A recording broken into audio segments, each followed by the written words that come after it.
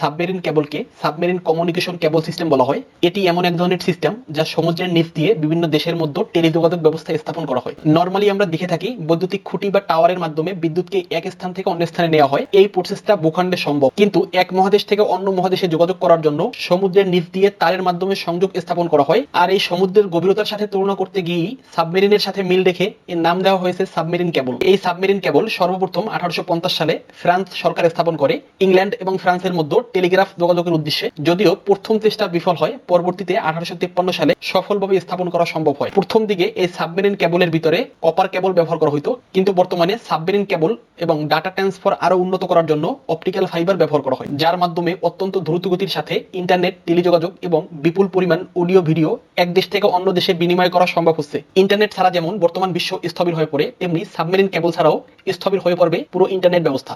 মোট ইন্টারনেট ট্রাফিকের 99% নির্ভরশীল সাবমেরিন কেবলের উপর। বিশ্বের প্রায় 12 লক্ষ কিলোমিটার জুড়ে ছড়িয়ে আছে 406টির মতো সাবমেরিন কেবল। আর এই এক একটি সাবমেরিন কেবল 20 থেকে 25 বছর অক্ষত থাকতে পারে। সমুদ্রের তলদেশে প্রচন্ড চাপ সহ্য করে টিকে থাকতে হয় এই কেবলগুলোকে। সেই সাথে সামুদ্রিক প্রাণী, প্রাকৃতিক দুর্যোগ এবং জাহাজের নোঙরের মাধ্যমে ক্ষতিগ্রস্ত হওয়ার আশঙ্কা তো থাকেই। এজন্য একটি সাবমেরিন কেবলে 8টি স্তর থাকে, যার 7টি স্তরই নিরাপত্তা স্তর। একদম ভিতরের স্তরটিতে অপটিক্যাল ফাইবার ব্যবহার করা হয়, যার মাধ্যমে তথ্য আদান প্রদানের মূল কাজটি করা হয়। আর এই সাবমেরিন কেবল সমুদ্রের তলদেশে স্থাপন করে বিশেষ কিছু ধরনের জাহাজ এবং ক্যাপাজেট নামক যন্ত্র ব্যবহার করা হয়।